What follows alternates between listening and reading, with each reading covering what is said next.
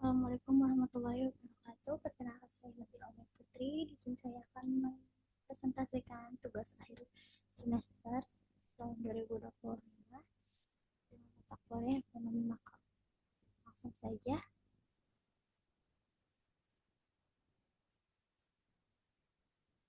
Nomor satu yaitu jelaskan secara singkat siapa sajakah yang terlibat di dalam penentuan kebijakan ekonomi di Indonesia. Yang PDB PDB 2021, pertumbuhan ekonomi di Indonesia pada tahun 2021 mengalami pemulihan setelah terdampaknya pandemi COVID-19 pada tahun sebelumnya.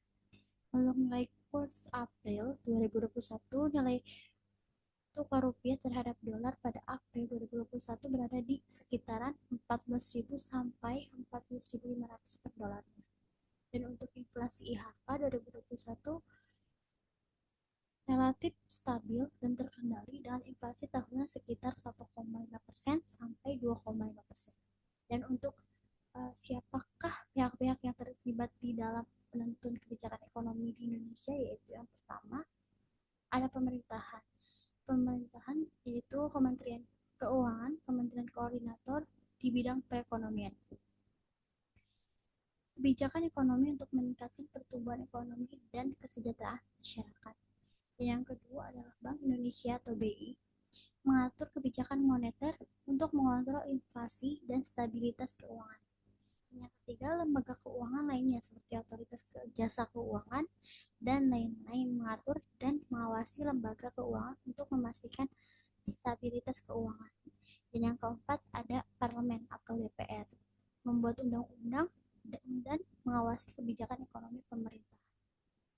Dan yang kelima adalah stakeholder ekonomi lainnya seperti asosiasi bisnis, organisasi masyarakat sipil juga berpartisipasi dalam proses pembuatan kebijakan ekonomi dan memberikan masukan kepada pemerintah.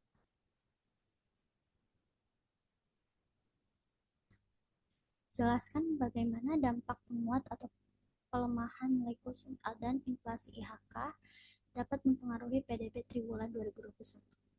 Dampak penguat dan pelemahan nilai kurs terhadap PDB triwulan 2021 yaitu pelemahan nilai kurs dapat meningkatkan ekspor di Indonesia. Karena harga produk di Indonesia rentan menjadi kompetitif di pasaran internasional.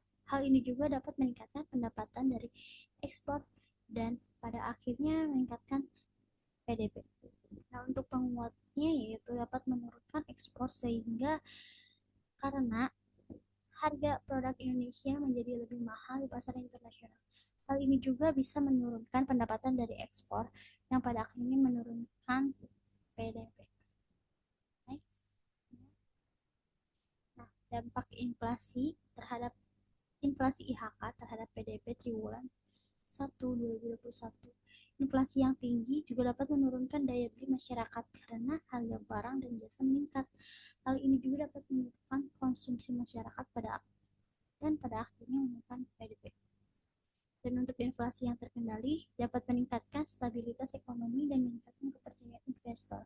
Hal ini juga dapat meningkatkan investasi dan pada akhirnya meningkatkan.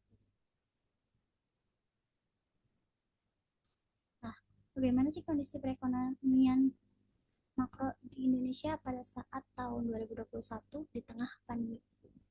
Pertumbuhan ekonomi di Indonesia pada tahun 2021 mulai membaik setelah kontraksi pada tahun 2020. Pada tahun 2019, pertumbuhan ekonomi di Indonesia ini mencapai 5,02%, namun turun menjadi 2,97 pada tahun 2020. Akibatnya yaitu pandemi COVID-19. Nah, untuk inflasinya, meskipun pandemi COVID menyebabkan penurunan aktivitas ekonomi, inflasi di Indonesia justru relatif terkendali. Nah, untuk ekspornya sendiri itu ekspor di Indonesia mengalami penurunan pada tahun 2020 akibatnya terganggunya rantai pasok global menurunnya permintaan internasional. Namun pada tahun 2021 ekspor mulai membaik seiringnya pemulihan ekonomi. Dan untuk tingkat pengangguran di Indonesia meningkat ketika pada tahun 2020 akibatnya pandemi COVID-19 COVID-19. Namun, pemerintah telah melakukan berbagai upaya untuk mengatasi masalah ini. Dan untuk pasar modal, Indonesia mengalami tekanan pada awal COVID-19, namun kemudian mulai membaik seiring dengan pemulihan ekonomi dan kebijakan pemerintah yang mendukung. Itu saja yang bisa saya jelaskan. Kurang lebihnya mohon maaf. Wassalamualaikum warahmatullahi wabarakatuh.